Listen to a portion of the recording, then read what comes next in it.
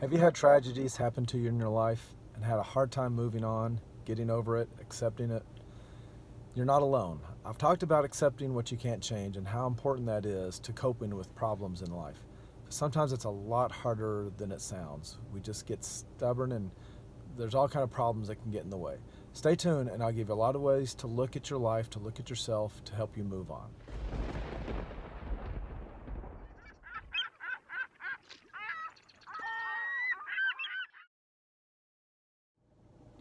Hi, this is Dr. Monte with Peace in the Storms Ministries.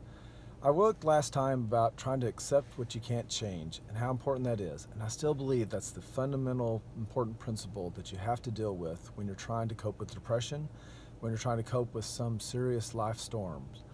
Some of you have had people die, serious loss of life in your family. Maybe your marriage has ended and died and you divorced. Maybe just a breakup. Maybe you lost your job, financial stress, serious health problems. There's all kind of major life stresses that can really bring us down. And how do we go on with life?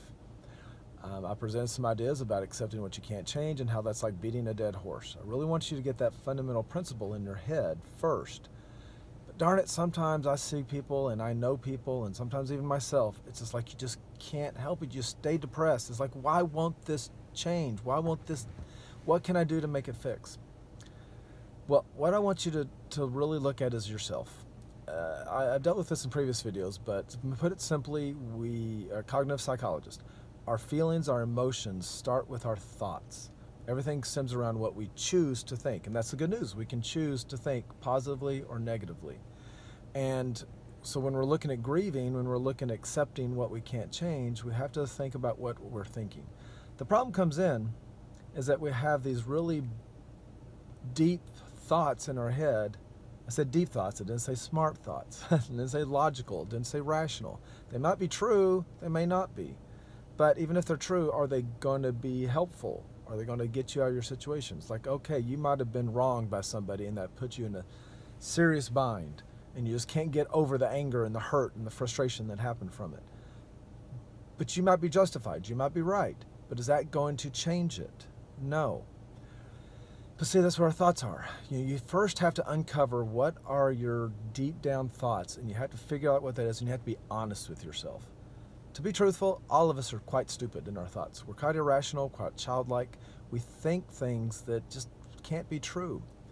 Let me put a simple example of grieving. It's the most common storms that are tragic that we have to deal with in our lives.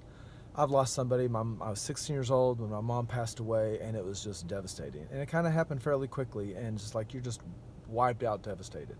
And so I know firsthand how this feels, how our brains work, is that, yes, I knew she was gone. I knew logically she cannot come back from the dead. Now for a little while there she was in a coma before she died, but I knew she was brain dead and she wasn't coming back, but still the thoughts kept hitting my mind. Maybe the doctors could perform a miracle. Maybe God could perform a miracle. God, I'll be good if only you bring her back. And you bargain and you debate and you get angry and you just get despaired and just all those stages of grief you go through. But all those stages are just one attempt after another to get what you want back again. Even though logically you know it can't happen, you're still trying.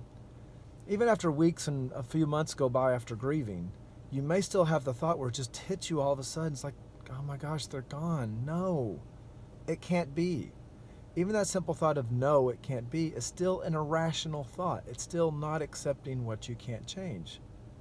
Now, it's normal.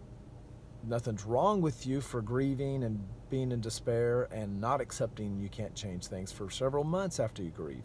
So nothing's wrong with you, but if you want to move forward to the process, you've got to understand what needs to happen.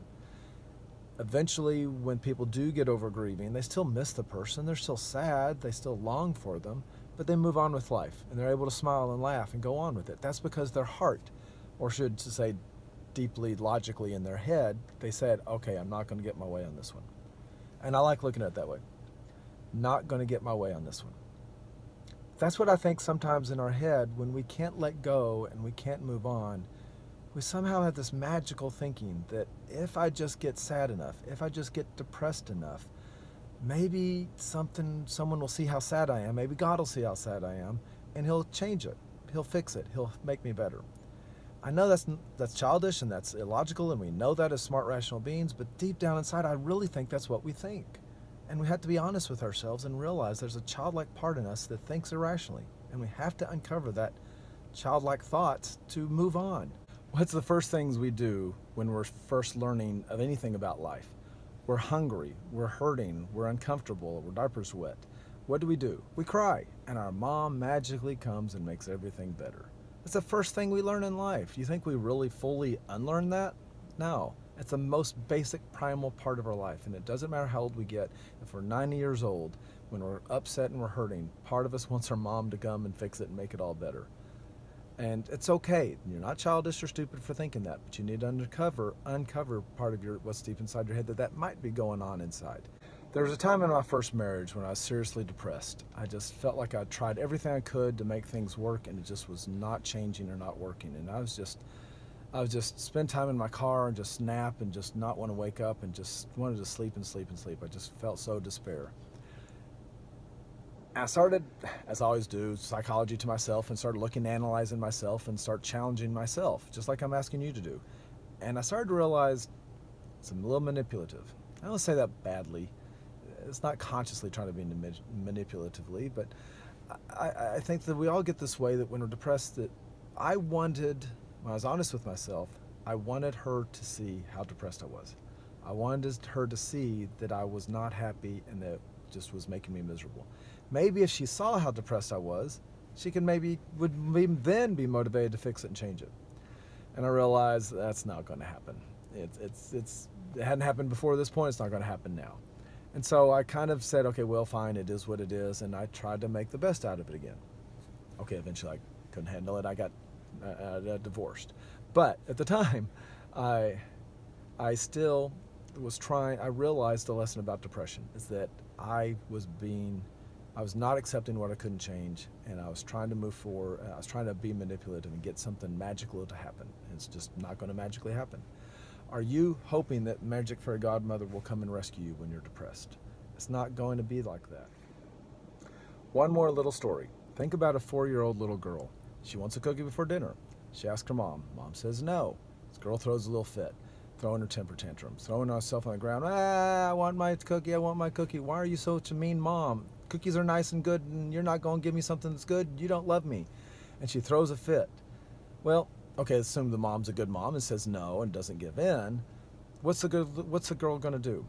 A smart little girl will sit there and accept it. It's like, okay, fine, I'm not going to get my way on this one. And she's a little sad. She still wants that cookie, but she goes and she plays and she goes on and lives her life. Stubborn little girl is going to sit there and continue to pout and pout and pout and cry and get upset or angry, or even though she goes back to playing, she's just still throwing things and getting all upset. She can't let it go.